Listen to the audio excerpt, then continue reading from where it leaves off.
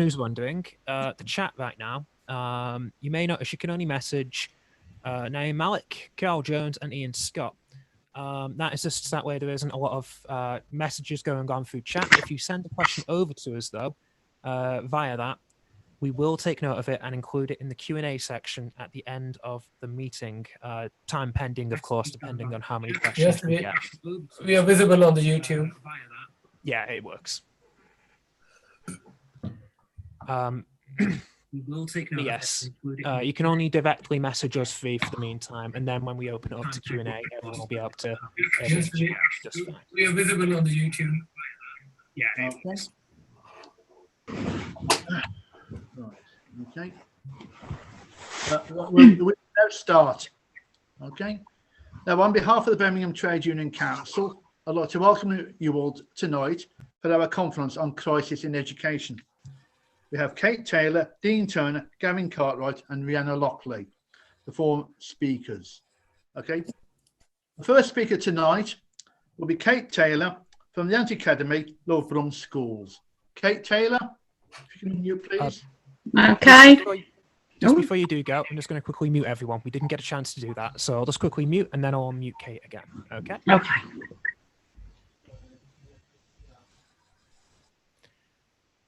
Okay, there you go. If you unmute yourself now, Kate, you can go right ahead. Brilliant. Okay, so yeah, thank you for asking me to speak tonight. It's lovely to see you all in your little tiny boxes. And yeah, I've got a couple of different campaigns that I run, actually, parent campaigns. So there is Loughborough Schools, which is predominantly an anti-academy campaign, but also I coordinate Save Our Schools West Midlands. And that's a branch of a national parent-led group, which was founded on the school funding crisis. And when we organised that and set that up a few years ago, I don't think we ever had any idea that we'd be campaigning for safe schools. But here we are. So we felt it was a great platform for us to move into, because we've got hang on, I've lost my spot. Because we've got lots of established relationships with politicians and with community groups, and so we have used that platform along with Loughborough Schools to campaign for safer schools. We also work with More Than a Score, which is a campaign group you might have heard about, which has been campaigning for years to scrap the many pointless tests that we see in primary schools. So a really good foundation in parent campaigning and the use of parent voice. I'm hugely supportive of the parent-led group, although not involved with it, but huge respect for Parents United Against Unsafe Schools. They've had many name changes in their lifetime. They started in May, but they've been campaigning and opposing a return to full-time schooling for all children. They've got a massive following of 22,000 in their Facebook group, and they've had a lot of coverage, in the press and online. And many of those parents still haven't sent their children back to school at all this academic year. And on this matter, Save Our Schools have been pushing Birmingham City Council to share publicly that they're not going to fine families who don't send their children back to school. Initially, this was decided just for the autumn term, but it's been extended to spring term too. And unfortunately, despite many emails and discussions with Birmingham City Council, they won't publicise this very helpful and supportive information. Obviously, they want children in school, but for those that are happy to keep their children at home when transmission is so dangerously high, this knowledge would have been key and may well have prevented some of the infection that we saw before the Christmas holidays. I think a lot of parents are sending their children to school because they're fearful of being fined.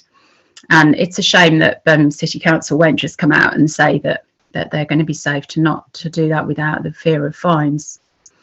As a campaigner with many hats on, it's been quite hard to filter out the noise of the last 10 months, particularly from social media and mainstream media. The narrative seemed to be constantly changing, and because of this, it's been hard to gauge public opinion and therefore garner parental support. There have been active and public campaigns though, and I just wanted to highlight some of those from pupils. So in summer, we saw GCSE and A-level students harness the power of protest. We saw amazing strength and determination from a future generation of inspiring activists.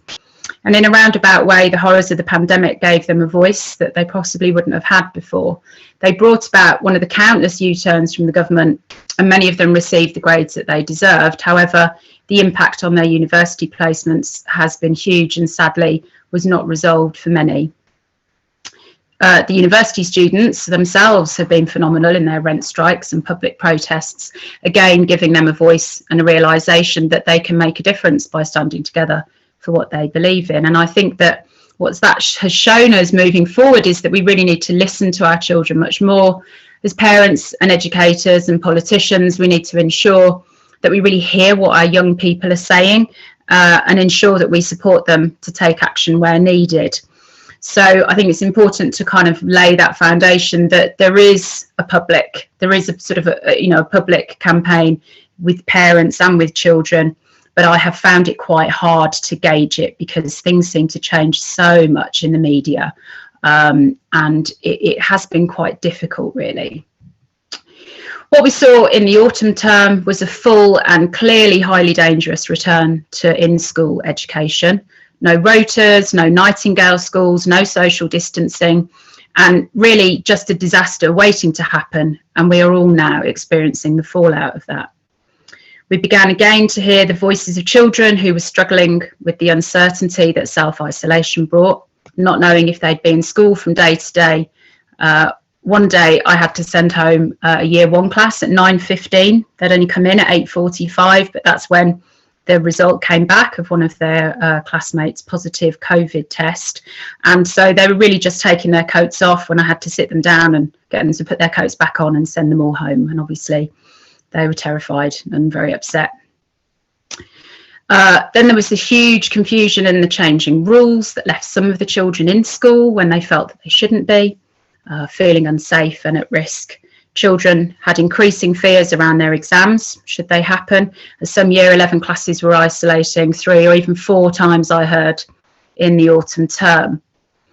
Figures for infection rates in schools were shocking during December and clearly showed that children were a key driver in the spread of infection. This information was constantly ignored and people simply carried on in the face of all the evidence, attending unsafe workplaces and sending their children to unsafe learning environments. And then the past month, which has just been the most unbelievable shambles, I'm staggered daily by the mess that has been created. The plans for lateral flow testing, which saw secondary school pupils take to Twitter to say that they didn't want to be experimented on, parents saying that they would refuse to consent, and school staff spending the holidays organising for something which now it seems isn't going to happen. Over that time, over the holidays, community support for school closures grew, and parents and children began to see that the careless attitude of the government and their utter incompetence around school safety. In both of our campaign groups, we launched actions asking parents to write to their councillors and MPs, asking them to push for school safety to be prioritised in January. Parents wrote letters to voice their concerns and the politicians actually wrote back, which is something so rarely seen. In Brighton, as I said, Save Our Schools is a national campaign group. So in Brighton, they have a really strong group in Brighton. And this saw a blanket closure in primary schools to all but the most vulnerable and key worker children. And in Birmingham, although we didn't see that blanket closure, we did see a strongly worded letter to Gavin Williamson and a supportive letter to heads, which was well publicised. And it was really refreshing to see Birmingham City Council speak out. And I do hope that they continue to do so and continue to show a little more leadership there. We asked parents to contact their schools to say that they supported the closures. When I say closures, I hope you understand what I mean by that. And expressing concern around full opening. We shared and promoted the union's actions, which obviously were pivotal in bringing about that closure. And we asked parents to support these, which they did. And we're continuing this campaign now over safer nursery schools.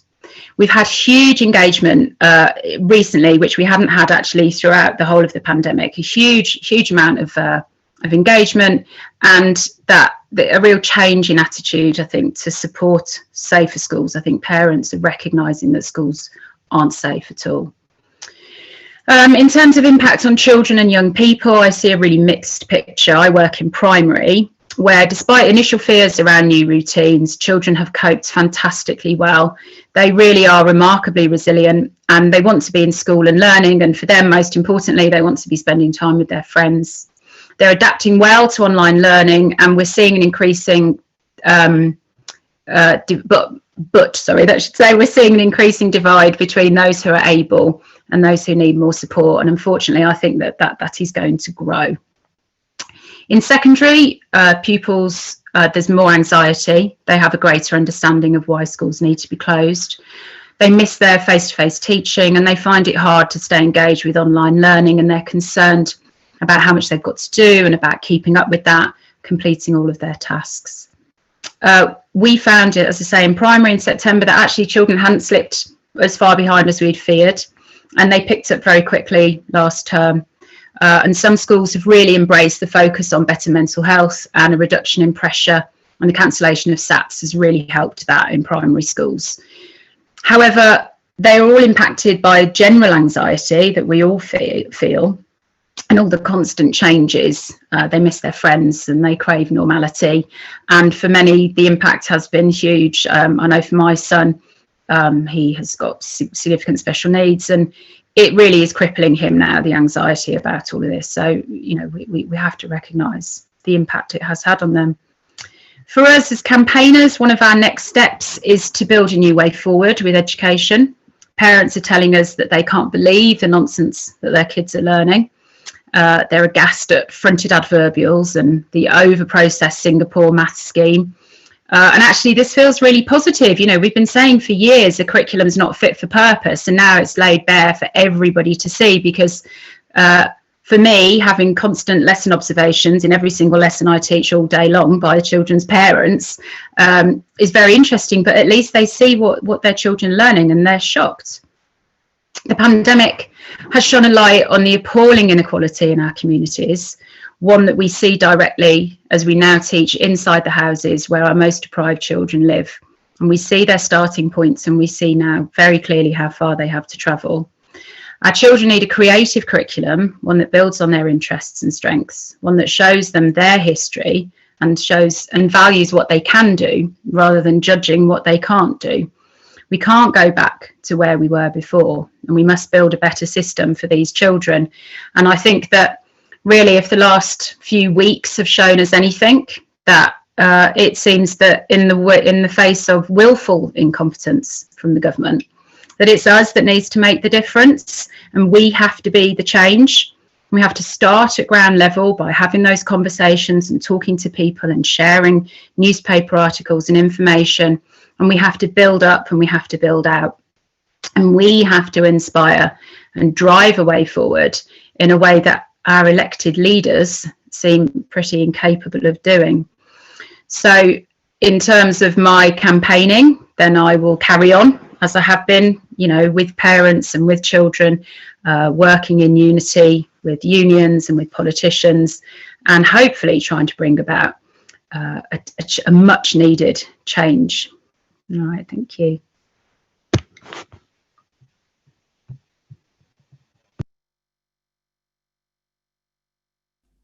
You're on mute, Ian.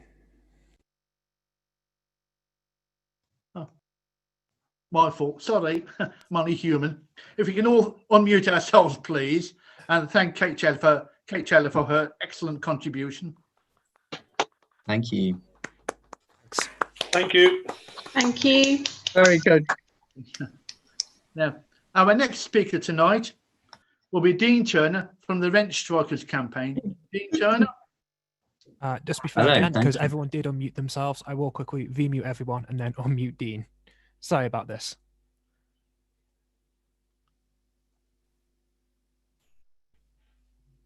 You should be good to go. There you go. Okay, thank you. Thank you for having me. It's an honour to be here. Yes, I'm Dean Turner. I'm first year at the University of Birmingham, studying philosophy and sociology. I'm also a member of Acorn Renters Union, and I'm the first year rep on the University of Birmingham Rent Strike Committee. So I'll be talking about the student experience during coronavirus and our current campaign for rent reductions in student accommodation. Universities have a reputation as centers of privilege, but today the position of the student in society is anything but privileged. We are funneled into unsympathetic institutions that often do not care about our well-being. We're saddled with exorbitant amounts of debt for the rest of our lives. All this to enter adulthood as the first generation poorer than their parents, with life expectancy declining. Even with coronavirus dramatically altering our university experience, we are still expected to fork out large portions of our meagre incomes for rent at the same overpriced rate and to produce work of the same high standard as we would have before the pandemic hit. All the while, our mental health services remain unequipped to tackle the fallout of this. Last summer as well, the A-level results crisis demonstrated to students the blatant classism of our education system. The postcode lottery penalised those in deprived areas and left many students without the places in university that they had worked so hard to achieve. It left students without futures. We understand that these crises do not exist in a vacuum. In 2010, the coalition government implemented several reforms to the higher education system. Much public outcry and media attention focused on the tripling of tuition fees to the dizzying amounts we are all too familiar with. Yet other, more drastic policies were imposed on universities. Funding was cut, leaving universities to compete for fees, loans, donations, and most importantly, rent to make up for their lack of a stable income. In short, universities were transformed from institutions designed to serve the public interest into businesses reliant on advertising and PR to survive. So even before the pandemic, our education was being watered down in the interests of the super rich donors and landlords whose every whim our universities must now bend to, simply to keep their head above water. The coronavirus crisis has shown in full clarity where the real priorities lie for society's most rich and powerful. Time and time again, we have seen the continued pursuit of profit being put before people's lives. The student body makes up a large part of those essential workers we often hear about. Retail, hospitality, and delivery workers, often in the lowest paid, most grueling sectors, risk their lives every day, only to be extorted by their university when they aren't at work providing an essential service. And for what? Purely to line the pockets of people who could not care less about their well-being during the pandemic. It is as if we're only at risk of catching COVID-19 where there isn't money changing hands. Students are disappointed and angry. We've been crammed into often substandard and overpriced halls of residence, with many cut off from their support networks due to COVID, only to have to complete most of our degrees online. We were assured our campuses would be COVID secure, but the virus ran rampant through the student population in September, while universities lied about the exact numbers of those infected. In response, our centres of learning were turned into prisons by unaccountable security companies, all in the name of public health. Food parcels for self-isolating students were either scant or simply did not turn up, not to mention the insubstantial mental health services provided. This second lockdown, however, has been a catalyst for action. Boris Johnson failed to make any mention of students or universities when he announced the second lockdown, which has led to further confusion and contradiction. Many students are now not allowed back into the accommodation that they must still pay rent for. On the 9th of January, 65 students at the University of Birmingham turned up to an open meeting aimed at channeling this frustration into decisive action. This meeting was on Zoom, obviously. Support was declared for rent refunds and rent discounts for the rest of the year. Anger was vented too at the inflated cost of tuition fees, especially for international students, given the lack of any kind of normal university experience. Also emphasised was the role of first-year students in spearheading any campaign, these students who have suffered the most since the pandemic hit. It's obvious that we have been misled, yet it was universally agreed that we should not bend to the logic of marketisation and the business mentality. Our education should not be a commodity. It should not be costing us a penny. But massive outcry at this unconscionable situation has led universities and private accommodation providers such as Unite and Host to offer meagre refunds and rebates. It seems that they want to appear to have recognised the impact of this second lockdown on students. Yet they forget that since September, all of our concerns have been met with an attitude of neglect. However, their attempt to placate us has not worked. These refund schemes are contradictory. The University of Birmingham wants to offer us a 100% rent rebate for the lockdown period for all unoccupied university and partner accommodation. In theory, this should include Unite-owned accommodation, but this private company has not acknowledged the university's statement, only offering a 50% rebate to some eligible residents. The sentiment across the university is that there is much more that could be done to help students. These are only half measures. Clearly, our message was well received. Our Rent Strike Instagram page has over 1,500 followers, while there are now around 200 members of the Rent Strike WhatsApp chat, and a committee has been elected to represent students. We've been meeting with reps from our students' union, and by the end of this week, we hope to have a list of demands ready. We hope for these to include clarity on the existing rent refund scheme, an assurance of full rent refunds for all unoccupied accommodation, alongside rent discounts for the rest of the year, early contract releases, and a reduction in tuition fees, most importantly. We're demanding a university policy that fully expresses an understanding of the mental and financial hardship of students during the pandemic. We demand a university that puts the needs of its students before its profits. We know the odds.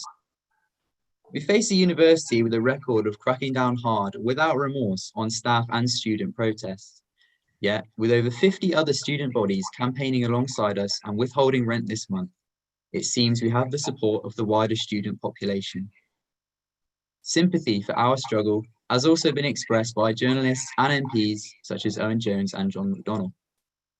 The universities will try to make us feel isolated, but we're not alone and we're not afraid. We know what we're fighting for is right, and we know we can win. I'd like to thank you for listening and express solidarity with all teachers, lecturers, education staff, and students struggling through the pandemic. Thank you. Okay, if we can all thank Dean Turner for his excellent contribution, please. Brilliant, thank you. Thank you very much. Great speech. Great work, Dean. Thank you. Now, our third speaker tonight will be Gavin Cartwright from Unison Further Education. Gavin Cartwright. Well, if you can all mute, please, and then Gavin unmute. Okay. Yeah, I'll quickly do the mute thing. There you go. And now, if Gavin, you can unmute and you can roll on. Thank you very much, Carl and Ian, and previous speakers. Hi, my name's Gavin Cartwright. I'm branch secretary of Birmingham College's Unison, and also chair of Unison's National Further Education and Sixth Form Committee. And I'm the one who's going to talk about how this has affected further education and sixth forms. Before I get into the pandemic aspect, it's really important to look at the context, the recent history in further education, which has been, Dean referenced it already, since 2010, massive cuts in all sorts of things through austerity, but further education is one of the areas that has been worst hit. Staff have largely not had pay rises at all in all of that time, so that many staff are now around about a third, have lost about a third of their wage over that period of time. Colleges don't get the benefit of, if the government says there's 1% pay rise or anything like that. There's nothing of that sort. Because if we go even further back, colleges were basically the test area for privatising education that academies have now followed on for many, many moons ago, before I was actually in further education, but when they became corporations. The reason I mention all of that is because of how further education gets treated now. In all of the conversations that have happened around COVID and education, schools get talked about regularly. Universities get talked about regularly. Every now and again, you might hear about a college. The way that colleges have been treated so far is that whenever a particular decision from government has been made on schools, and hey, let's be honest, they changed like the drop of a hat anyway, but the moment they make that decision, they normally say, yeah, colleges are included. And then they say, no, they're not. And then they say, yes, they are. And then they say, well, you are, but you're not getting any of the money to do the things. It's a ridiculous situation that's left it impossible for the managers in the area to manage because they've got no extra funds whatsoever throughout this to support any measures in place. And for staff and students, you don't know whether you're coming or going on any single day. And I know that schools have had the same sort of experience. But when you filter in that there is very little money in FE anyway, that colleges across the country are struggling to run a sort of in a positive financial state, and there are many threatened with closure. And when you factor in that staff have not had proper pay awards for many years, and so therefore are massively demoralised anyway, it makes the whole situation really, really difficult. And then you bring in the health and safety. Obviously, for most of us, our main concern in all of this is to make sure that we, as the staff, the students, and everybody comes through this in a safe, healthy way. That's got to be the main concern at the start point. Facilitating education, obviously, is really important and really key. But if we're doing that at the cost of somebody's health or life, then I don't think anybody in this meeting would think that that's acceptable. And so, with that massive underfunding, what colleges have seen is their premises have been reduced. They have to cram more and more students into a particular classroom. So now you've got rooms that are probably fit for 15 people, where you're trying to fit 25 people in. You've got computers so tightly packed together that people can't move their elbows and things like that. And that's without COVID. That's not even thinking about social distancing and things like that. You've then got teaching staff having to deal with all of these problems whilst worrying about their own health. And then following on from that, you've got the support staff who have got to be in there, and they don't have an area at the front of the classroom like a teacher might where they can sit. They're supposed to sit in amongst all of the students. That was when we came back in September, and obviously Unison at UCU, NEU all said this is wrong. This can't be the way. We have to look at the situation. We have to distance people. But at every turn, FE College was saying, well, the government says no. The government has said that you're all supposed to be 2 metres, but actually they're telling us that, no, you don't even have to be 1 metre distanced. That's what we've had to deal with. And I know schools have had to deal with some very similar stuff. Then we go to the online learning situation. And I understand, I'm not a teacher. I'm an IT technician, so I have to make the online learning work, which is difficult enough as it is, trust me. But I understand for a lot of teachers to go into a totally different way of teaching is a very, very difficult transition. And I have the utmost admiration for teachers in schools and colleges for having been able to do that whilst really struggling. Support staff, again, having to work in such different circumstances when the numbers have been cut massively anyway. So there isn't the proper support for teaching staff or students in there, makes it really difficult. I hear horror stories on a regular basis. Obviously, Unison primarily represents support staff, so that's where I hear most stories from. But I've got a lot of friends who are teachers, and I can tell some stories there. Support staff who are having to get up at 5 o'clock in the morning to read all of their work emails before they start work at 8 o'clock or 9 o'clock, because they're so worried about not being able to cope with the workload and the consequences that they're working that 12-hour day, often with children, having to deal with children like lots of people are sort of in lockdown. And that's more often than not because they've been told you've got to do this. That's because they know everybody else is struggling and they don't want to say, I can't cope and be seen as that weak link. Teaching staff who, normally speaking, would go into a session, they'd do some teaching, and then there'd be group work, and the teacher's obviously there and wandering around and talking to people. And then questions going and very active, but it's not full-on teaching the whole time. But because of the way the funding agencies are looking at this, so far, their attitude has been, if you're not online for 3 hours teaching, then we might not pay you that funding. there's been letters from the funding agencies when we originally came back in September saying, we expect all education to be the same as it was before pandemic. Not let's adjust it, not let's look at sensible ways. If we don't see evidence that the experience is exactly the same, then we won't fund you for that. Well, again, how can any organisation look at that? It takes a very brave principal or organisation to say, hold on, that goes against health and safety. And let's be honest, most principals are not that brave, and because for years and years and years, if they're that brave, they end up out on their ear, because that's the way governments work, especially the Tories, in all honesty. So that's the backdrop in FE. The positive thing out of all of this, and for many of you here, I suspect that you're very active trade unionists. This is not going to come as a surprise, what I'm about to say. But what we have to do is organise our membership. And one thing that we've been doing is we've been holding 2 weekly branch meetings on site via remote methods like this that are getting more and more and more staff members coming along and engaging. And we've had more activists out of it. And that's the key, is to have that conversation to say, look, we all know this isn't good enough. The only way we make a difference as staff is to say this isn't good enough. If we can organise our students in those sort of things, and FE is a bit, certainly where I see it, is a bit funny when it comes to organising students.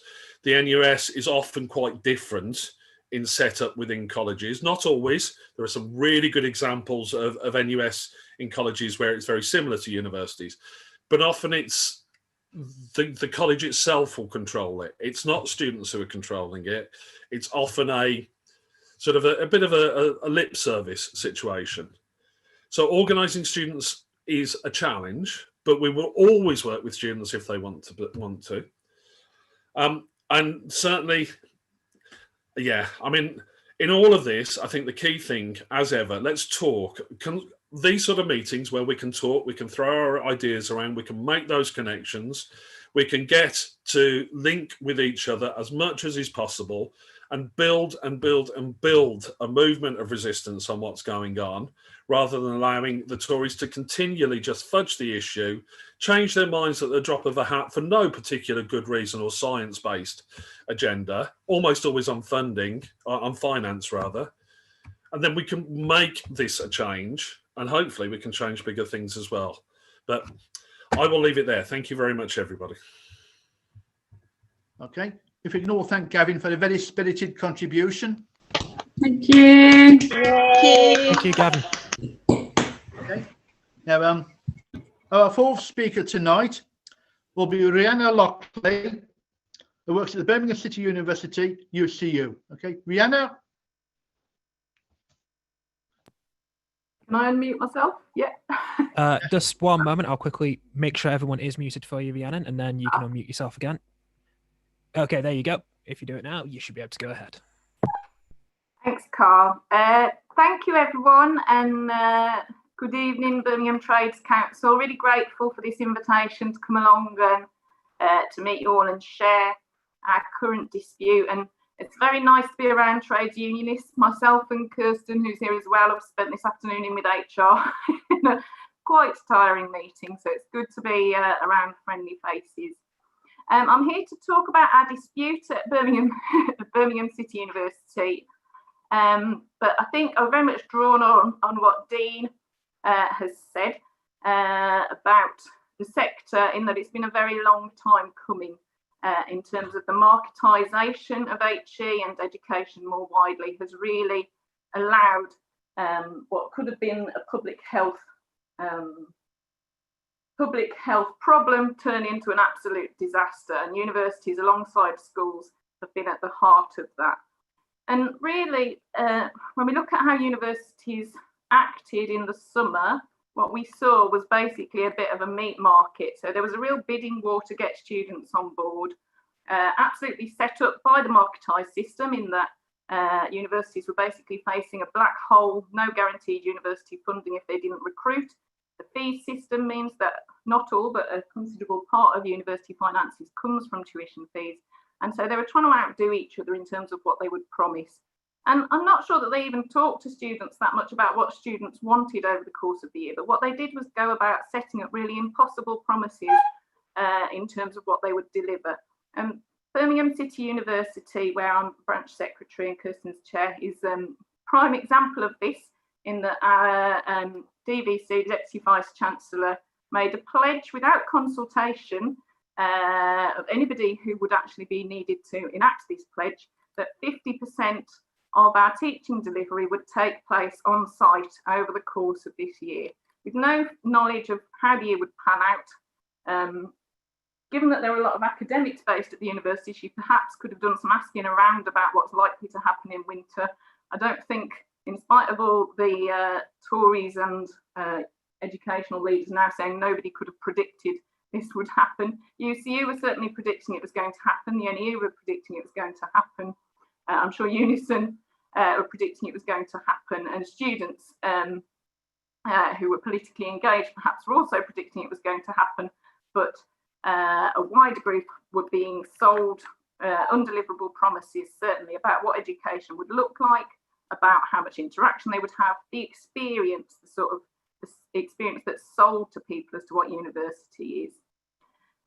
So we got a lot of contact from members once this was taking place, expressing their concerns and saying that they were really worried about what this would mean for health, for family members' health, for students, and how this would unfold. So we tried to initially reason with university leadership. We had a number of meetings with the VC where we asked him to move, in line with the UCU national position, to move all possible teaching, which isn't all teaching, but all the sort of non-practical stuff online. We didn't get anywhere with that. And so we then had a motion at branch meeting to go into dispute, then had various further meetings, no longer attended by the VC, because from that point onwards he's refused to engage with us in meetings at all. But we made a lot of suggestions in terms of things we thought they could put in front of members while the pandemic was developing that could try and safeguard people. So we asked them, for example, that staff who had vulnerable, I shouldn't use that word, sorry, who had at-risk household members or disabled household members at home, if those staff could be exempt from face-to-face teaching. They refused to do that, and what they said to us was that it's a personal matter, so presumably, I'm not sure where the resources come from this, but a member of staff can move a disabled person out of their house, where to, I don't know, for the duration of an indefinite pandemic and carry on teaching. And that was their solution in terms of how safeguarding could happen for that. We asked for leave as a straightforward thing that carers could apply for if their children were in this situation that was happening last term of going in and out of school, just to cover the periods of time when children would be at home. They were a little better with that in terms of saying there would be flexibility, but they wouldn't agree even a universal option to apply for leave, so it was left down to caseworking really to try and resolve that. We asked them to drop, I'm not sure whether other parts of the sector use the COVID age tool, but we asked them to drop the level at which you have to attend on site from 80, which is risk of death, to 70, which is risk of hospitalisation. They wouldn't do that either. So we had a consultative ballot in November. It was a really, I suppose, frightening and exciting time at VCU, because got a fantastic committee, lots of people really energised and wanting to do stuff. The last time that we took action was in the 2011 pension strikes, and there hasn't been action at that point, but there's been a lot of work done before I arrived, and I've seen loads of work being done since to sort of build the branch up. We've had membership increasing. So we beat the trade union threshold with the consultative ballot. We balloted again. During December, we were pretty nervous because it was over the Christmas period at the end of it, but we wanted to get forward with this in order to be on a front foot in the new year, because we were really alarmed, and members were saying how alarmed they were about what would happen when students were moving around the country, taking this new strain with them and so forth. So yes, we balloted again, we beat the trade union threshold again, and that's pretty much where we got to on the day of Boris announcing the next lockdown. So events overtook to some extent. we do have a live ballot, and our concern now is that we may be forced back to an unsafe workplace. I think that's a concern around universities, that because of the promises that Vice-Chancellor have made and their fears of the Office for Students and all sorts of other reasons, they're going to be trying to get things back on site as soon as possible, and as soon as they can get sort of stewed government evidence, if anyone trusts that at all, to back up their case for getting people back on site. So I think at the moment our position is we're organising around that, and we're preparing potentially to take action short of a strike if we don't get agreement from leadership that we have to have a mutually agreed return where the people whose health it is risking actually get a say rather than just to listen and be told about what's going to happen. I wanted to take the opportunity as well just to pass on solidarity to Dean, to the students. It's fantastic to see all the rent strikers. I met some Warwick rent strikers yesterday in a different meeting, and it's really inspiring really to see this new generation of activists coming through and really fighting for a shared education system. So absolute solidarity there. I also wanted to send solidarity to the NEU. I think we have a shared, well, lots and lots of shared concerns, but one of the things that is happening with universities and colleges and where UCU are present and with schools is this real weaponisation of mental health. The idea that mental health is something that you pit against physical health, and we have to prioritise mental health by having things on site as much as possible. And that argument's been used. And one thing they've really tried to do with universities, and I suspect with schools as well, is to try and dip into the issue of class when they've been doing that. So they've tried to make a case that it's particularly working class students who are going to suffer from a lack of face-to-face education. And certainly in some senses that's true, because we don't have a government that's been prepared to invest in remote access for students at home, which is the first part of it. So the actual connection side, which is entirely on the government. It's not on schools or on universities. It's on the government that they've not invested in allowing that connectivity. The other reason why working class students may be suffering more from not being there face to face is the fact that we've had a complete annihilation of social housing. So they talk about the fact that people don't have a space to study safely at home. Since Thatcher, we haven't had Labour or Tory government invest properly and given people living spaces that are suitable to live in. And if it's not a suitable place to study in, it's not a suitable place to live in for my students either, to be quite frank. My background is lifelong learning, and I work with foundation year students now, have worked in FE for quite a number of years.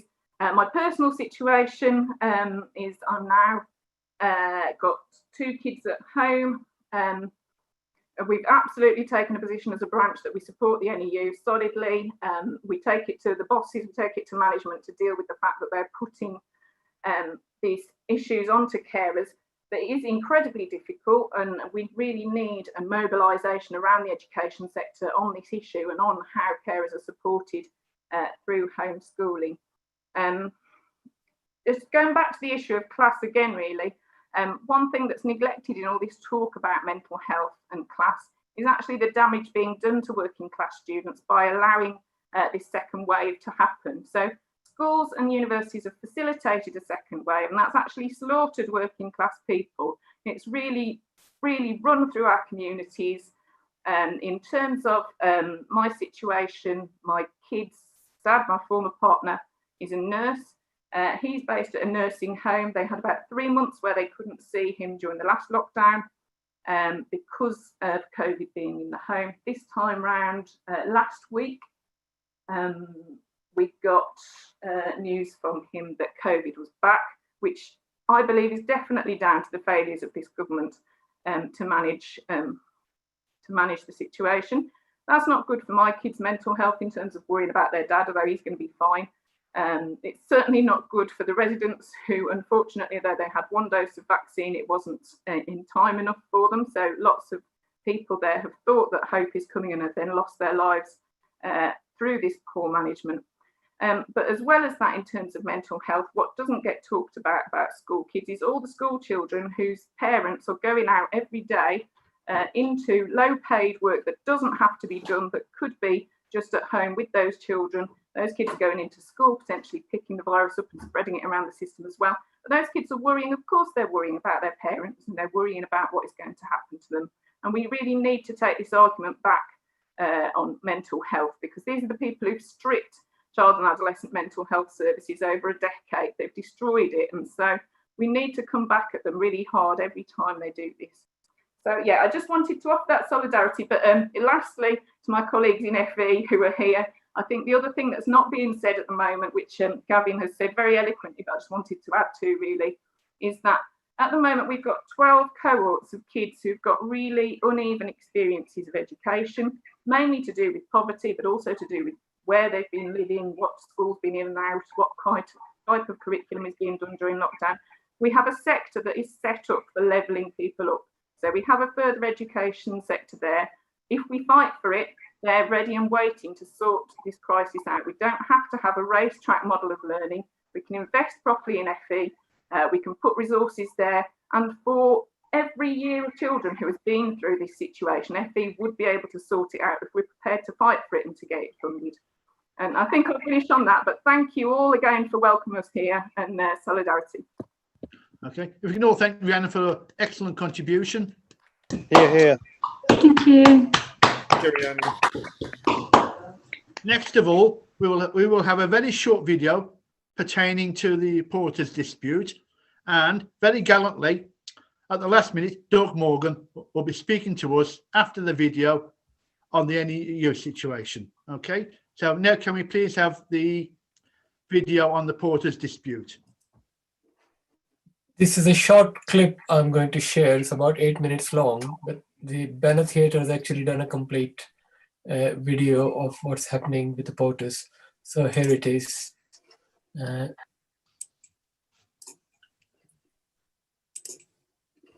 Can you see it? I work for Heartlands Hospital, which I've been there for 23 years.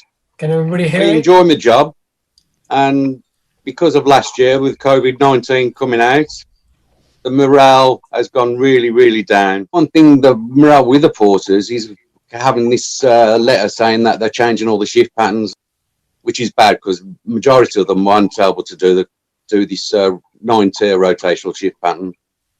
It's 9 different start times throughout the day. You'll be doing a couple of days of one shift, and then you have a day off, a couple of days of the next shift. And it just goes on. We've got so many porters have got like commitments, carers, taking the kids to school, child minding and things like that. They just won't be able to cope. I mean, how much of a failing can this be that a publicly run National Health Service trust is actually taking these steps to actually dismiss their staff and re-engaging them because negotiations have failed? And the reason the porters have taken this strike action in the first place is because many of them are going to have to leave, and this proposal is life-changing to them. It's not a choice. It's not because they're being difficult. They genuinely don't have the ability to cover all of those shifts.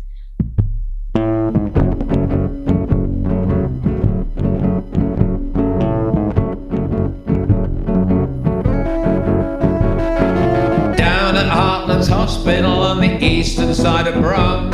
For the heart and soul of the NHS, there's a battle to be won. They want to sack us porters, make us sign on the dotted line. And it's goodbye workers' unity and goodbye workers' rights. We're on the picket line cause they want more for less. We're the heartless porters defending the NHS. We're on the picket line, standing side by side. We're the heartless porters and we are gonna fight. It was Unison's view that she needed to be actually in the trust, trying to resolve this industrial dispute rather than dancing on Strictly Come Dancing. Jackie Smith's the big boss, she's chair of the trust. Ripping the heart from Heartlands, she's gonna go for bust. We're fighting this pandemic drink, in case you didn't know, while you were promenading on the Strictly Dancing show. With your flexi hours and flexi days and bloody flexi pay, you want us to dance to your dirty tune and sign our lives away. But we don't like your rhythm, we don't like your moves. We're fighting for survival while you shimmy, twirl and groove. We're on the picket line, 'cause they want more.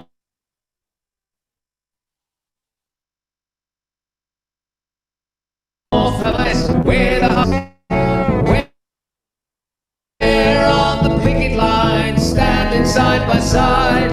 We're the heartless porters, and we are gonna fight.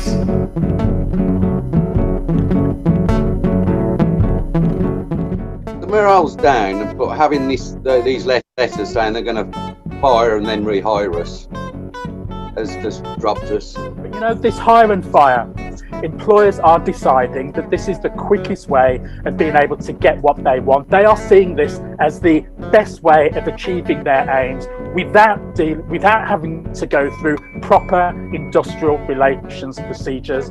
And that's what we have to stand up against. This is a seminal dispute for us. This is an absolute seminal dispute for us. We are the frontline workers that you intend to fire. From heroes to zeros, you push us to the wire. Working days, working nights, any way you choose. No matter how you play the game, we are gonna lose. Yet others work like zombies, chained to a rota scheme. No time for home or family, you strip away our dreams. We won't take your hire and fire, so smithy on your bike. We are the heartless porters, and we are out on strike. We're on the picket line, 'cause they want more for less. We're the heartless porters, defending the NHS. We're on the picket line, standing side by side. We're the heartless porters, and we are gonna fight.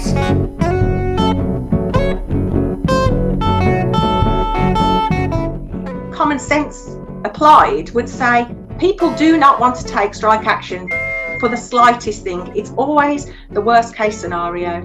And one would hope that common sense would prevail and they'd step in and say, this is enough. It's gone far enough. We respect and value the role the porters play. And that just hasn't happened, and it is just so disrespectful to see my members going in, putting their life on the line day after day after day in the name of public service and their local communities, and they are just being ignored and trampled all over by management.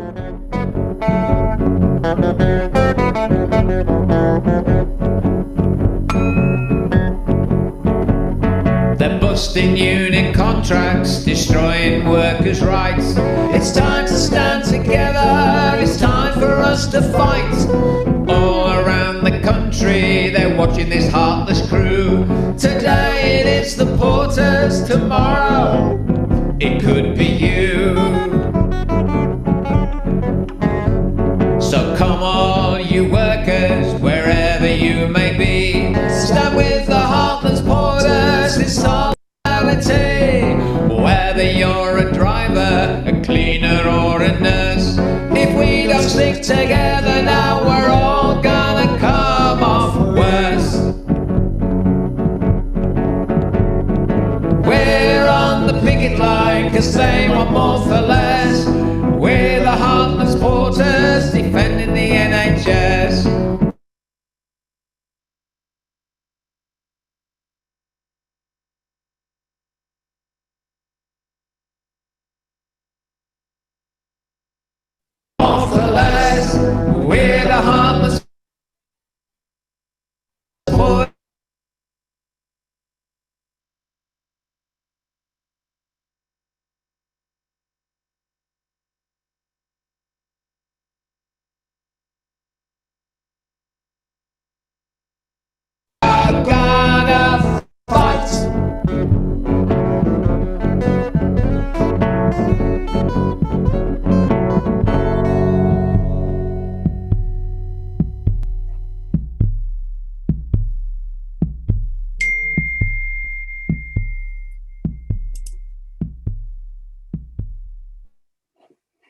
Okay, if we can all now thank Banner Theatre for the excellent little video on the Porters dispute. Bravo. Okay. Now, very gallantly, in place of the principal speaker tonight, Doug Morgan has agreed to turn up at very short notice to speak about the case with the NEU on the crisis in education. Okay, Doug Morgan, please. Just before Doug does speak, I'm just going to quickly remute everyone, and then if you could unmute yourself, Doug, just that way there's no interference in the background. Just be 1 second. There you go. If you unmute yourself again now, nobody will be heard. Over you. Okay, thanks very much. Can you hear me? Brilliant. First of all, thanks Trades Council for putting this meeting on. It's a really important meeting, talking about struggle in education, and to have to follow that from Banner Theatre on the Heartland strike is a very difficult task. And obviously that is an incredibly important struggle that we need to get behind. I'm obviously going to speak about what's happening in education. And I think that the first thing I want to say is that the government's mishandling of COVID, the mishandling over over this virus, that means that within the next week we're going to have seen the 100,000th official death, more than that have died already, but the 100,000th official death from this virus. Their mishandling of this is robbing children of education at this minute, and I really want to say that and make it as really clear to people as possible, because the type of education that kids receive at home isn't a patch on what we can begin to produce in the classroom. And I say that for a couple of reasons. One, because it's absolutely true, and the other reason is obviously because I don't want to talk myself out of a day job. So, you know, but it's absolutely true. What people are able to access at home is is completely at the whim of, as to what resources they happen to have, the amount of time that their parents have got, whether parents are working at home or not. The worry that Rhiannon spoke about around mental health for parents that are having to go out to work, the kids worrying about them, and all the rest of this, means that what children are getting at home is not a good deal. And the government accused the National Education Union of being the no education union because we pushed to close schools. And so I want to really explain why we did it and what I think the outcome is. We pushed to close schools under health and safety, looking at health and safety advice that we could give to individual members. And we pushed for this because everyone could see COVID was rocketing. And despite the government's denial, we knew that COVID was spreading through schools, and that schools were a vector, schools were a way of getting COVID mixing into the communities. And by doing that, it was killing off grandparents, it was killing off people and making lots of people incredibly sick, including our own members. But crucially, from an NEU perspective, not just our members, but anyone in school, and also the families of kids. And it's really important to say that if kids are grieving, if their families are being turned upside down, they cannot be expected to concentrate on what they're doing in the classroom. And so, where the union stance came from, the union has always had a stance of saying that schools need to be safe and questioning how safe it was. And we had a plan that we put to the government in May to say how we could get schools to be much safer by opening more classrooms, having social distancing, looking at a recovery curriculum. All of this stuff the government chucked out the window and said that their plan around COVID, based on nothing more than hope, their plan was enough to get everyone back. On the 1st of September, there were 3 deaths in this country, and there were 1,295 new cases. That was the 1st of September.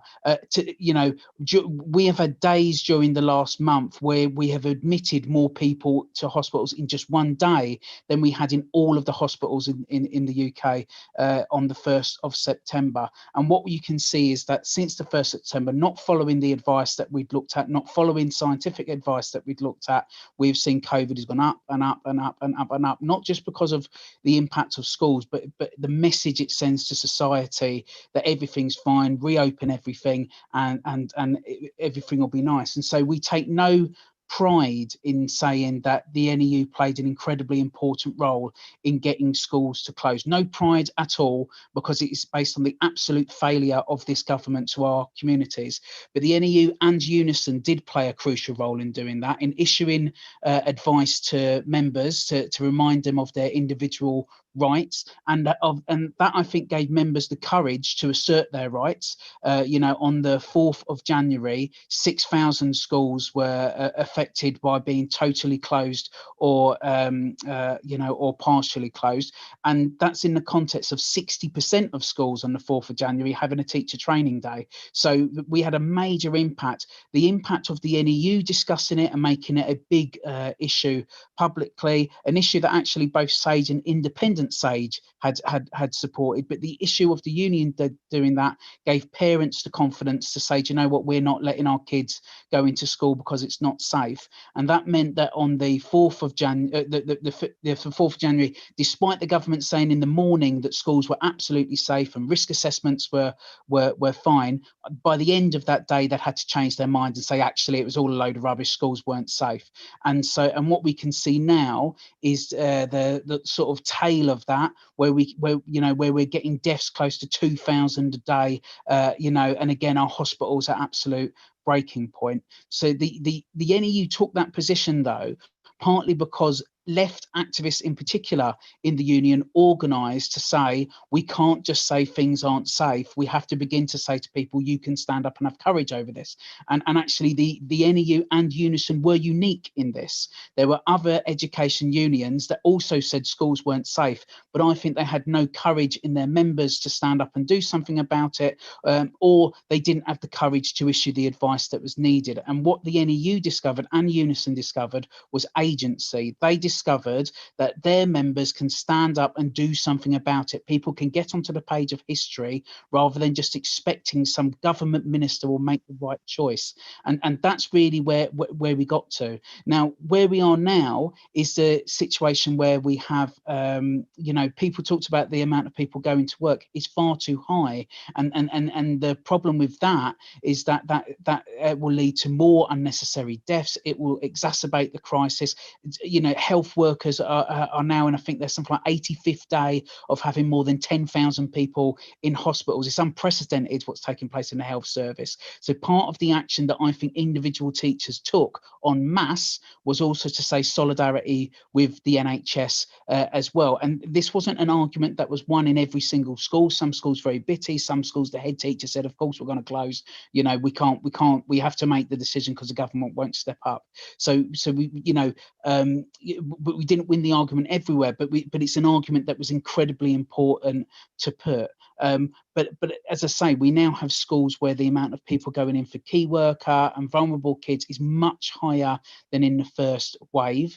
And that's partly because many more people are classed as key workers now than originally. It does mean lots of places that are open shouldn't be open. They don't need to be open. They shouldn't just be open so that, you know, someone can make a quick profit. You know, we need to think about safety first. You know, so there is an ongoing discussion, I think, far beyond education around what we're saying around who is a key worker and whether people should be putting themselves, their children, educators, the bus driver, etc., at an unnecessary risk. That's something that has to go far beyond the education sector. Also, I think that has to go far beyond the education sector is around the curriculum that kids are getting, because for a lot of people there is a clamour, if you like, for some sections to say we need live lessons, and have kids sitting in front of tablets or laptops all day. And of course, people should have access to these things, right? It's a disgrace that the government has not ensured that poorer students have got access to the educational tools that other people have, and the government should be putting that right. But I think we also have to say, as a class issue, as a working class issue, we don't just want a diet of kids sitting in front of screens. You know, we'd have ministers complaining if kids were watching telly all day, and yet we're shoving people in front of iPads. And actually, it isn't good. It's not good for kids' physicality of just having to sit down all that time and concentrate in that way. Not necessarily good for their eyes either, but it's also not a great way of having education. You know, we want an education that engages, and, you know, and actually at the minute we should be saying that we want something where parents can manage without feeling like they are being put into detention in order to deliver the education for their kids. Now, that's going to be horses for courses. Some will love it, some won't, but there does need to be a discussion around the type of curriculum that kids are getting, that it isn't just based on maths and English and possibly science, you know, as an add-on. It has to be trying to teach the whole child in what's going on, and something that families can embrace, especially if you've got a number of kids at home, that you can actually be able to engage with all of them in their learning, rather than trying to give 5 minutes here and 10 minutes there, and they've got the laptop for the next 2 hours. We think it needs to be a much wider discussion over what education should be. And this, I think, is important for when we go back to schools, because there'll be a big push by government to say that what we want is to have a very truncated curriculum in a very small amount of areas, and that kids must catch up. Actually, that isn't what kids will need. Kids will need to be able to socialise again.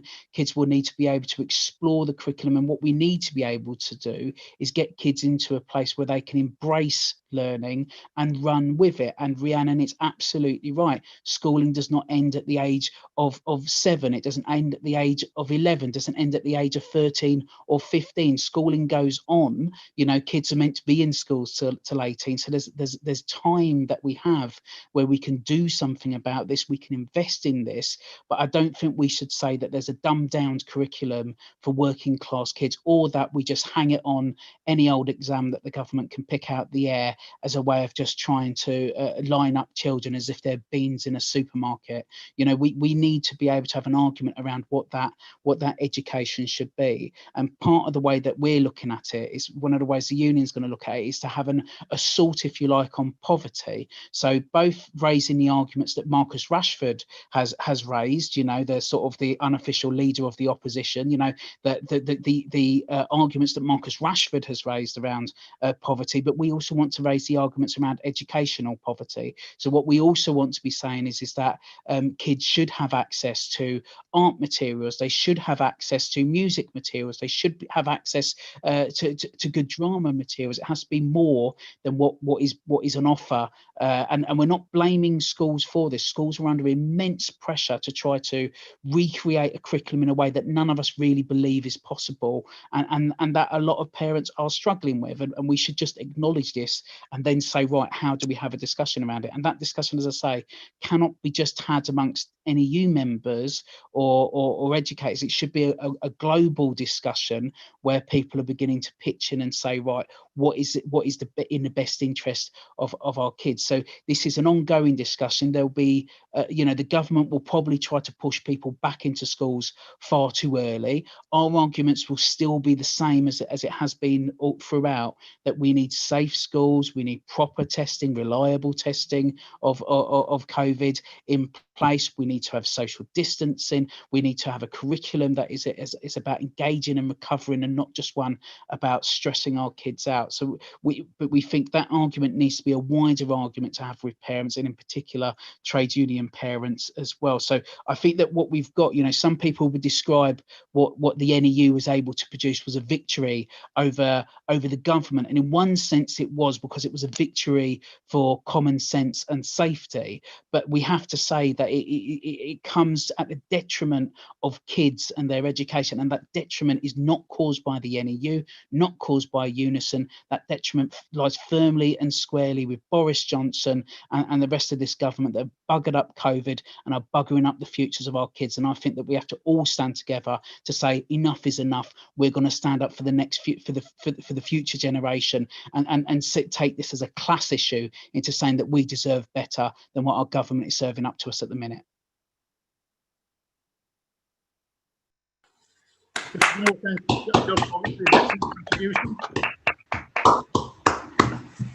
We will now have some questions and answers, and the first 3 people have indicated to us on chat line, and the first question will be from Abu Alamgir. Abu Alamgir, would you like to raise your question, please, to the panel? Thank you. My question is for Rhiannon. Could you tell us about the progress of the Decolonizing the Curriculum project, please? Okay. Rhiannon, if you'd like to answer that question. Sorry, I was just eating my tea. I hadn't realised I was going to come back at this point. Decolonisation of the curriculum. So that is something that It's an initiative that's been joint student and UCU member led. For those of you who know my partner Dave Reed, who's quite involved in that. I think at the moment, in terms, I can tell you about what's happened at a branch level, but our region haven't actually been meeting, unfortunately, through the crisis. So on a branch level, we have had a couple of meetings where we went following on from sort of Black Lives Matter initiative to management with our Black members rep. Unfortunately, the response we got there was that although the VC had initially said he wanted to decolonise the university, his plans for doing that involved hand-picking a selection of people rather than having union self-elected Black members deciding what the strategies would be for this process of decolonisation. So we argued with them about that. We've since then met with Loughborough University to talk to them about Loughborough UCU's recent victory in establishing, I suppose, trauma leave, you would call it, in relation to race-related trauma. So that's some interesting stuff that's going on there. And we've got a speaker coming over for UCU have an national week of action against workplace racism, which is coming up next month. So we've got an event going on then where they'll be talking about the strategies that they've used. Unfortunately, the VC isn't meeting with us at the moment, and so we haven't made progress in terms of trying to establish with him the need for Black members to self-elect, who should be talking about how the decolonisation of the curriculum within VCU should be going. I know that I can see Dom here, who is actually regional Black members rep, who may want to come in to tell us a bit more, because I don't really want to speak on behalf of others. Okay. Would Don want to add to that? Yeah, I can add a few things. I mean, under lockdown, it's been very difficult to organise. I've had a few meetings. Before the lockdown, what was happening? I know at Cambridge University, there's initiatives to sort of look at of restorative practices. I know Glasgow University have done stuff. Within the colleges, it's always been difficult to organise. For a start, it's difficult to sort of explain to management what the government is. They don't really get what it is. So it tends, Black Lives Matter at our college tends to be sort of a Black History Month. Pictures go up on the walls. We sort of, and then come back down a couple of weeks later. We don't really have any real change. And it's difficult dialogue with the managers, and any dialogue tends to be condescending. I think there's more work probably going on in universities that's productive than it is in FE. But that doesn't mean that we're not trying. It's a uphill struggle at the moment. And regionally, when I have members network meetings, it's FE sort for most colleges. We do try, but we don't tend to get. It's something we have to do off our own back. It's something the whole institute engages in, and we seldom get any. Yeah. Okay. Thank you. Thank you. Now, the next question is from Richard Hatcher. Richard, can you unmute, please? Yeah, thanks very much. Really good and important discussion. My question really is aimed at everybody here. And the question is, what is the leadership of the Labour Party saying about this? And the answer is absolutely nothing. The Labour Party front bench and its education Shadow Secretary of State, Kate Green, have said absolutely nothing in support of the demands and the actions that teachers and parents have been taking. And it's a scandal. And I'm speaking here on behalf of the Socialist Education Association, which is the affiliated body of the Labour Party. We fully support everything that the NEU in particular and UCU have been saying. And we had a meeting just before Christmas, about a month ago, with Kate Green, Shadow Education spokesperson, where we said, will you support the teachers and the parents in this action? And she refused to give any commitment. Will you support, for example, the closure of schools? No commitment. Will you support the cancellation of exams? No refusal to give a commitment on that, even though eventually SATs had to be postponed. But that decision was taken by the government. It wasn't initially a demand of the Labour Party leadership. So here is a problem.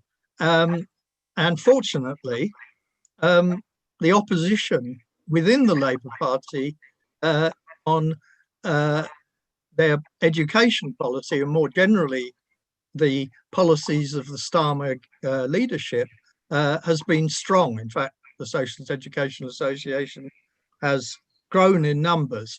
And do please go to our Birmingham Facebook page, because there's lots of information on that and of motions that we are putting to Labour Party branches and elsewhere. For example, one just yesterday supporting students on lockdown with a grant for living or rent, as we've already heard. If I could just make just one other quick point, and that is that the COVID pandemic has led to an important questioning of elements of government education policy, not just on safety, but on its policies for education itself. And in fact, this is a point I think that Doug made. Perhaps the clearest example is assessment. The government wants an education system driven by tests and exams from the moment they come into primary school all the way through SATs and GCEs and so on. But COVID and pressure from teachers and parents has forced a rethink of that and something of a turn to the importance of teacher assessment. And that's something we have to hang on to after the pandemic is over and ensure that we don't go back to being railroaded into exams. We need a new combination of exams, yes, of more portfolio work and of teacher assessment. So there are things to fight for in the future as well as right now against COVID. Okay, thank you. Okay, Richard. thanks, Chair. Thank you, Richard. Now, who would like to reply to those questions? Rhiannon, Dean, Kate, or Doug? Or Gavin. Okay. Who would like to reply?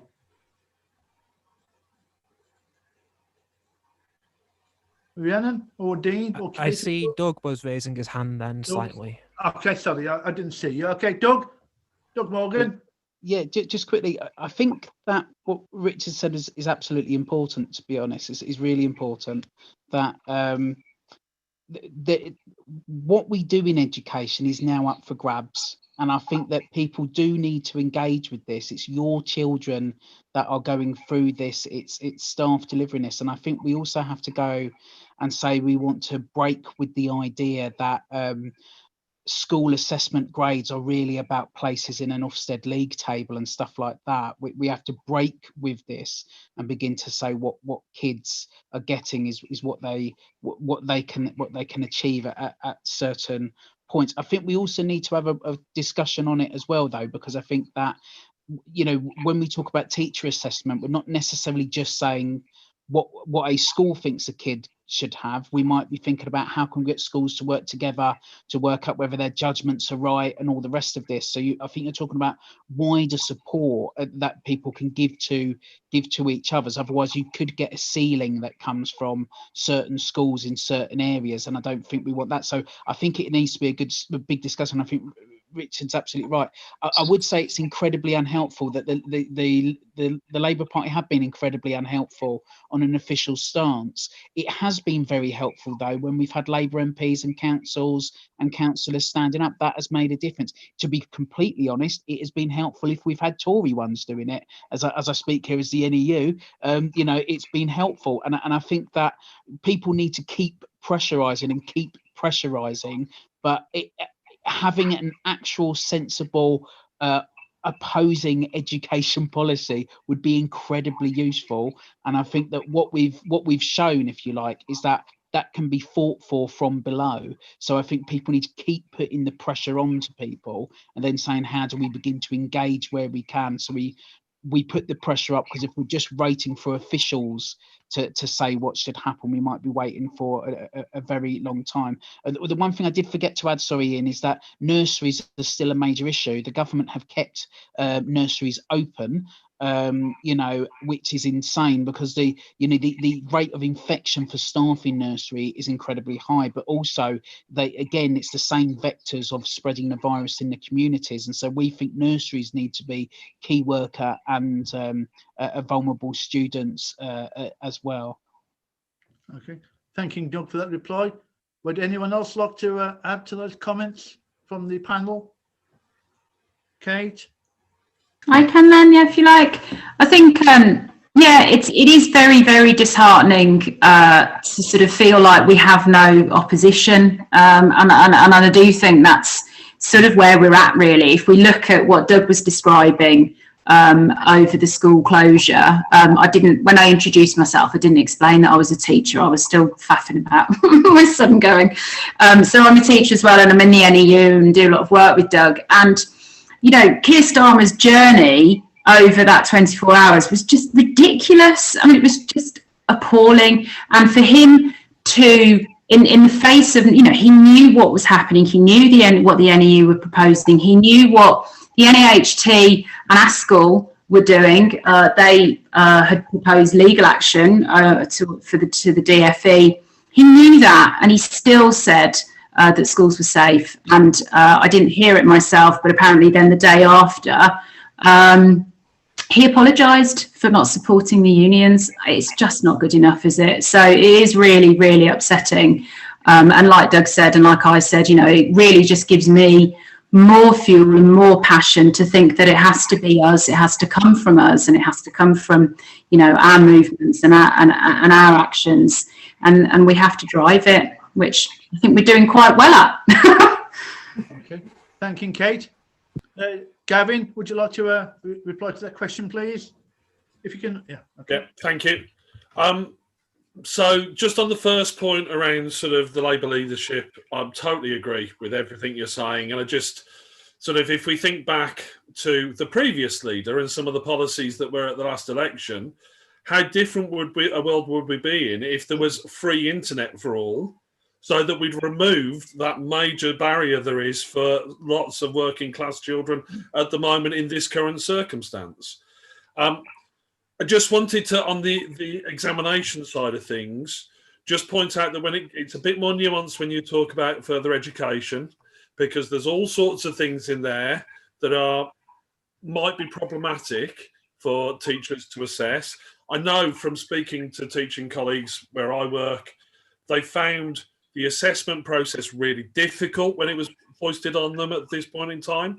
And also possibly more heartbreaking was the fact that quite regularly the grades they assessed were then somebody else came and decided totally different. And obviously, if we're going to go that route, on the academic side, we need to make sure that we've got sort of a good way of doing that with the right support for the teachers to make sure that they can do it.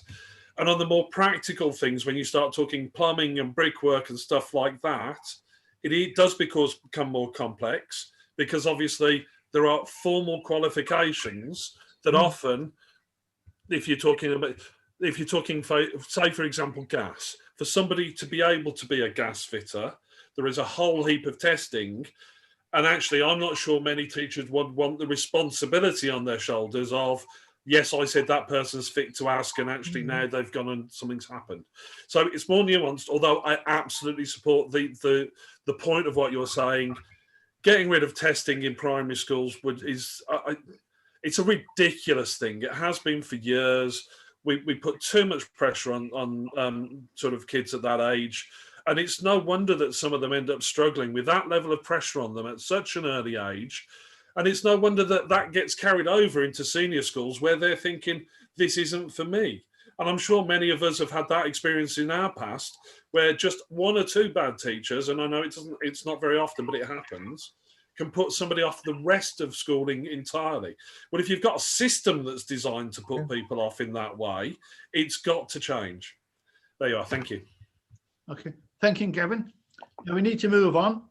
The next question will be from Stuart Richardson. Stuart?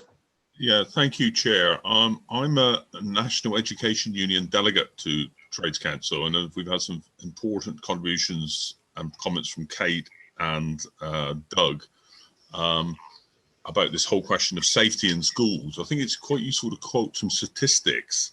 Up to the summer, it was sort of said that virtually no children of school age had actually died. I think there's one or two had died. But the recent statistics show that 27 school-age children have died and 1,168 have been in hospital. Now, to go into hospital, you've got to be pretty ill with COVID because there's such a pressure of spaces. So, you know, it's clear that in the sort of November, December period, there's an incredible escalation of dangers of schools. And you had one of the most effective political campaigns of the era, I think, of the NEU, NES head teachers unions over the Christmas period. But as Richard said, Kate Green, Keir Starmer on the Friday of the 3rd of January, Kate Green on the morning of Monday, the 4th of January, a few hours before Boris Johnson announced the closure of schools, opposed the closures of schools, therefore threatening the health and welfare of hundreds of children and hundreds of teachers and school workers. And I'm going to agree with the comments of Richard Hatcher. I mean, utterly hopeless in terms of responding to that. I would express a certain caution, and one would have to play it carefully. I mean, I agree with moving away from, you know, the formalized examination system towards teachers' assessment. But teachers' assessment can involve a great deal of work for teachers. It's quite a demanding process. Therefore, we have to be very careful on that. But just one additional point, the pandemic has produced a massive increase in inequality in society, and that millions of people now losing their jobs, you know, are on £90 a week, you know. And there's a prospect that those people will have their universal credit reduced to £70. And again, the Labour Party does not call for the supplement of £20 to be made permanent. It says it should be just for the pandemic. And therefore, we're faced by the prospect in September, October, of millions of families facing big cuts in their income with the passive acceptance of the Labour Party, you know. So I think that we've got to call them to account, you know, and people in the Labour Party should be vigorously calling to account for their utter failures. Okay. What did I say? Stuart, now who would like to answer that question? Kate or Rihanna or Gavin or Dean? No? Okay. Well, you must have made a very good contribution, Stuart. Okay. Yeah, we do need to move on. Time is running short. The next question, please, will be Mary Wilkins. Mary? Thank you. I think we need to be very proud of what trade union branches, the unions in education have achieved. It is astonishing, and particularly the lead from the NEU in schools, which has been the sharp end. And because of you, and because of what all the trade unions here in education have done to defend members and to make working safe, lives have been saved. But you have brought a kind of grace period until half term in February, and after that, we know the pressure will be on, even though the COVID figures are very high. to force staff and students back into unsafe working. And I think it's incumbent on all of us as trade unionists to support the lead you're taking, because you can't be allowed UCU, NEU, Unison to take all the flak yourselves. And I think what this meeting needs to concentrate on is what can we, as people in trade union branches, some people are in the Labour Party, what can we do to make your stand more supported amongst parents and to call to account the Labour Party. I know there's going to be a motion coming up towards the end of the meeting and other things that we can do, but perhaps the speakers could say something about what support do you need from the wider Labour movement to make sure that that you are not fighting this fight alone. Okay, thank you, Mary. Now, who would like to reply to that question? Doug? Kate? Okay, Kate, please, if you can unmute. Yeah, I mean, I think I talked briefly about, it's so difficult to try and fit everything in, isn't it, when you've got your time slot, but I just talked briefly about one of our calls, which was asking parents to write to schools. And I think that we can't sort of, there's a lot of letters have been written recently, but I think that it is really important that parents and the stakeholders, or everybody in the community of a school is part of that community. And I think it's important that we show heads and leaders in schools that we support them to stay safe. I think that there's a misconception, perhaps. To be fair, it's not completely straight, is it? But there's a misconception that everybody just wants kids back in school, and that's what we want. We've got to make it happen as soon as possible, no matter the cost. And I think it's really important that we say that actually what we want is for schools to be safe. We want a safe return. We want a safe return for staff, and we want a safe return for children, and that we're happy to wait. And it's not right and it's not good, and the education that they're getting now isn't the education that we want to give them, but it is the best that we can do. It isn't an ideal situation. It isn't a case that in school's great and at home's terrible, or vice versa. It's what we've got at the moment, and it's what we have to carry on doing until it's safe, because the alternative is so horrific.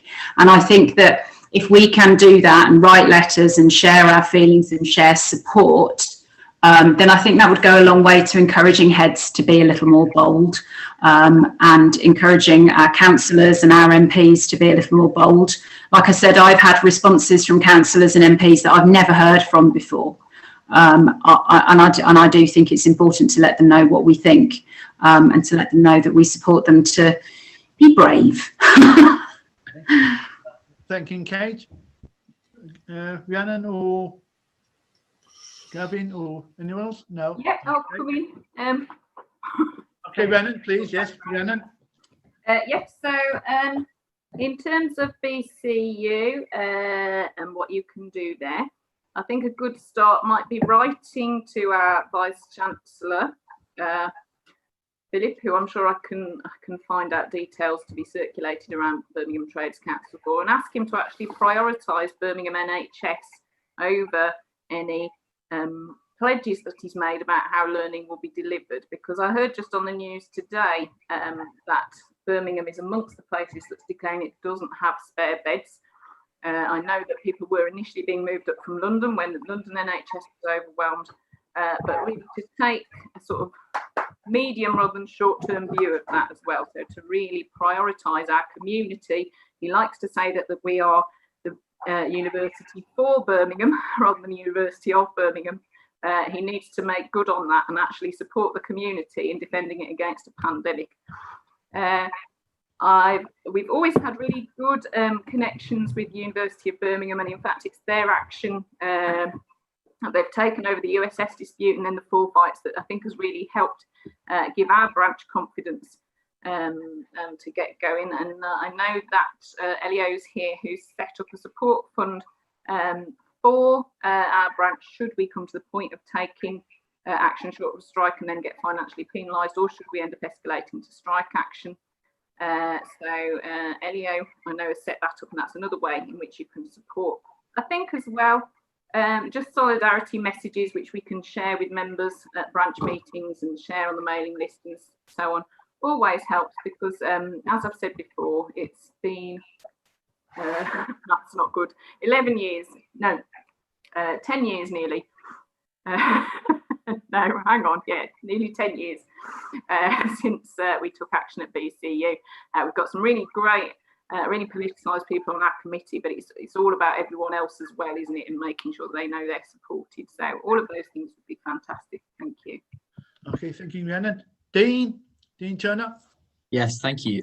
I'd just like to emphasize the social media game is very important. So talking about things, sharing things on social media, like this is how things are won, right? Getting people, like, raising consciousness as well. So just I'd like to add that in as well. University of Birmingham rent strikers, there is a hardship fund for, you know, people who are struggling to pay as well. And yes, we will have, you know, hopefully we'll be able to do food runs for self-isolating students with this money. So I'll put this in the chat now. So yes, you can donate to that if you'd like to show some material support, but as well, we will have, you know, things on social media you can share, spread the word, talk about it, everything. Thank you. Okay, thank you, Dean. Now we do need to move on. Time is now running short. Please be brief. Kirsten Forker. Kirsten, you have a question?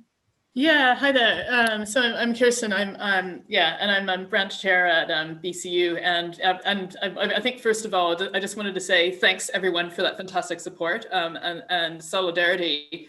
And what you've been doing is really inspiring, and it's also really great to hear about these other campaigns, including the rent strike. And as well, thanks University of Birmingham, UCU, for all your fantastic support advice. I mean, I was just wanted to pick up on some, and as well, just remember, and also it's lovely to see some of our other reps here in the audience, Rachel, Alex, but I also wanted to, I guess the question I had is, it's a follow-up on something Rhiannon was saying, is that I keep hearing these arguments from both the government and our managements, and I think, which is about, it's kind of the pitting of mental health versus physical health, but also this argument again and again that gets made that you know, forcing people into classrooms is supposed to benefit students and pupils from deprived backgrounds. And it's interesting that class only gets invoked when it's you know, by the government, when it's about dividing people. I mean, I think what we've seen with the whole free schools meals fiasco shows as much as they really care about pupils from deprived backgrounds. So I guess what I think we need to do is, I think we need to have some coordinated kind of counter propaganda that goes across schools and FE and HE, and I think that goes across sort of you know, that includes staff and students and parents. So I'm just wondering how, as a trained, I think what's good about the trained council is it brings, you know, people from different sectors together so we can work together. So I'm just wondering how we can work together to counter that kind of, you know, relentless propaganda, but also to give our members the arguments to challenge this, you know, what feels like this kind of common sense that, you know, that it's best to get everyone into schools. And that's somehow the best way to, you know, help people's mental health, instead of actually investing in, you know, resources to combat digital poverty and actually investing in proper mental health support, and also culturally appropriate mental health support. Like, I mean, I'll have to double check this, but by my understanding at BCU, I mean, I think around half our student population is Black ethnic minority. I believe all our counselors are white. So you do what I mean? So I think this argument that face-to-face will solve all these problems it's basically covering over this lack of investment, but I think we need to challenge this. So I'm just wondering how we can work together to do this. Okay, thank you, Kirsten. Can we have, time's running short, please. Can we have one reply? Rhiannon, or Kate, or Gavin, or Doug? No. Okay. The next and final question. Now, please, I know there's more questions. Put them on the chat line, please. They will be recorded, and we'll come back to you after the meeting. But the final Doug had his hand up to reply to that question. Who? Why don't you go to the next question, and I'll come back a bit later. Okay. If the time's tight. All right. Time is tight. I'm sorry, but time is running very tight now. Can we have Elio, please? Elio Di Muccio. Yeah, I'll be brief. Thanks, Chair. as has already been mentioned, we've started a fundraising effort for BCU's strike fund. I encourage you to support it. I think there's a very important reason for doing so. BCU has an incredible density at the institution. I was talking with Rhiannon the other day. If I'm not mistaken, they've multiplied their branch membership up to 500 now, up to 50% union density. It's incredible. I mean, it's not something that you see every day nowadays. As far as our city is concerned, Birmingham, higher education is one of the major employers. To have such a high profile institution with so many union members and so well organized is exceptional, which is why we've gone the extra mile to set this up. So I really, really encourage you to give generously. Thanks. Okay. Thanking Elio. Anyone like to reply to that? Kate or Gavin or Dean? Okay, Doug. Okay, if you make your reply, please. Just quick. I think the Trades Council is transforming itself into a sort of a hub of resistance in the city, and therefore I think that what people need to take all of these things and see themselves as sort of a spider in a web, and that we've got many different parts that we can pull, many different bits of it we can pull to get other people involved and to spread information and all the rest of it. And I think that's the crucial bit to all of this. Regarding particularly around what's happening with schools, we need people to just keep making noise and demanding that they have a right to make that noise, whether that's about their kids or their grandkids or the rest of it. It is better that schools stay closed, apart from to key workers, etc. It's better they stay closed for a short period of time to keep people safe than we rush people back in and overwhelm the NHS again. So I think everyone has a responsibility in this, and maybe that's something where the Trades Council could play a role in either having petitions for Birmingham or how to contact your MP or whatever it is, but people just need to put pressure on. And as Kate said, say to schools, it is okay to stay shut for a longer period of time if it keeps us safe, right? That is something that people have to get out there. I mean, the other thing that with Birmingham NEU, we've supported the People Before Profit program. There's a national activist thing on Saturday. We want people at it and to bring this hub of resistance that the Trades Council is to other places to say something's going on, wake up, take part. So we want that to be had and have that model going out there, that if we stand up, we can begin to make a difference now, which I think is what this meeting is entirely about. I'll pop into the chat about Sunday, but I think the key thing is that everyone here needs to go away thinking they can do something. And if you're not going away doing something, that is a problem. See it as a problem and address it. Especially if you've got links to labour unions, you need to address it and say to them, how can we make our influence punch the Labour Party into actually standing up for working class people? That's your responsibility if you're in a union and it's affiliated to Labour. Okay, thanking Doug. Now, I'm sorry, but no more questions. If you do, put them on the chat line, please. They will be recorded and we will reply to you at a later date. Now, we now have Gavin Cartwright and Sophia Fleecy to talk about a model motion to put forward to the people in attendance tonight. Gavin? I think it would be better if Sophia was the one to put forward. No problem. Okay. Sophia Fleecy? Do you want me to share the motion? Yeah, thank you, Gavin. If we can share the motion, I believe that you've got it. So yes, I have. Yes. Yeah, thank you for the Trade Council for organizing such a fantastic event. And we had really good speakers tonight, and I think many things have been said. And there are so many things that I could say, but I won't go over everything. But I would like to echo what Doug Morgan said about. Oh, sorry, I should have said that my name is Sophia Fleecy. I am a branch secretary, UCU branch secretary at Southend City College, Birmingham, and I am also FE chair, West Midlands region. And one of the things that Doug Morgan said was that we do not take, as unionists, we do not take pleasure asking for schools, colleges, and university to close. it is not what we want. However, we also realize that at the moment we haven't got the means. Well, we haven't been given the means to have a safe place where children can learn.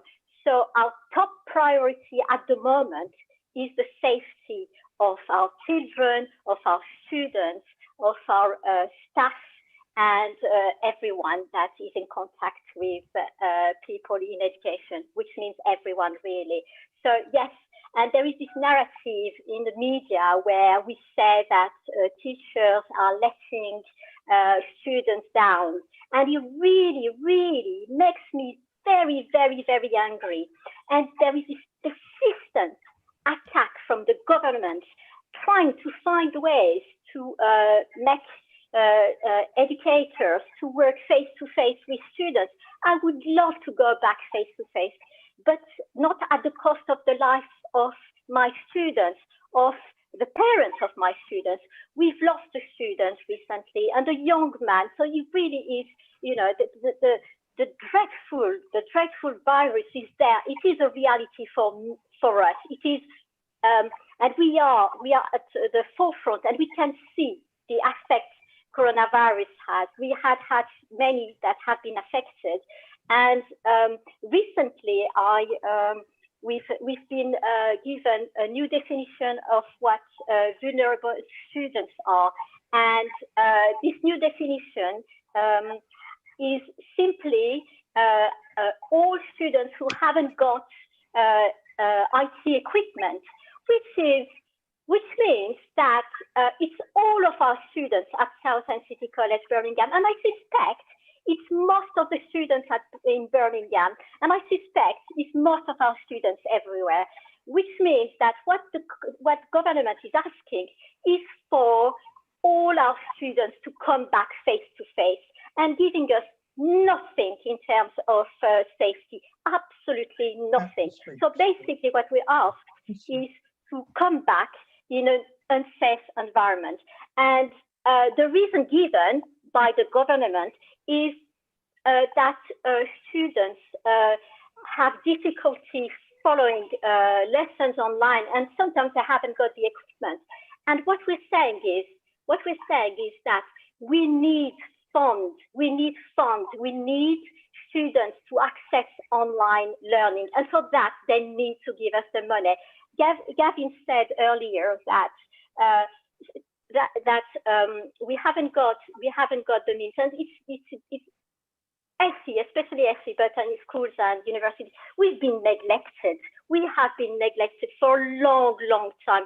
And what the pandemic is showing is that we haven't got, well, the colleges, universities, and schools have been suffering for a long, long time, and it is becoming clear with the pandemic.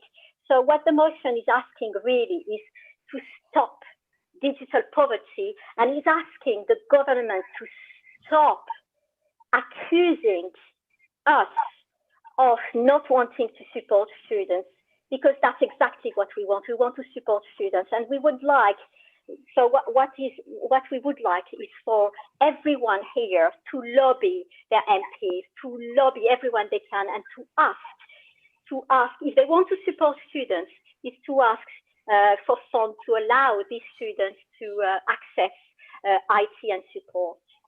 That's it for me. Thank you. Okay. Thanking Sophia Felicity for that model motion. Okay. Now, can we now have Mary Wilkins on the follow-up meeting? Mary? Thank you. I think that motion is very useful, and people can take it away and use it in Labour parties or other forums, adapt it if necessary. But it's a good draft motion to forward this campaign. I think in the meeting that we've had useful suggestions. Model letters maybe are needed to write to head teachers, to counsellors. Maybe we need something like a text with arguments to send out to trade unions so that parents can see why children can only return to school when it's safe. We've also had a suggestion to write to the Vice Chancellor of Birmingham City University.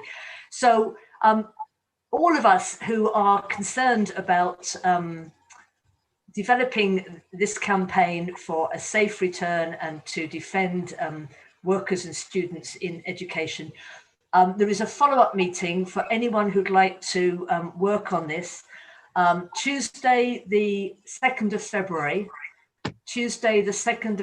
at 7 p.m.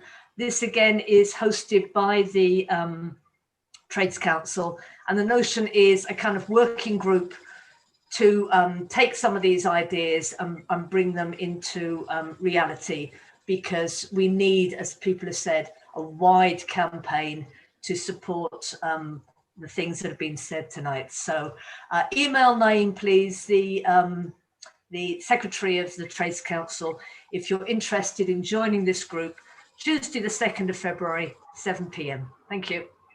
Okay, thank you, Mary. Sadly, we're coming to the end of the night now, and we're almost on time.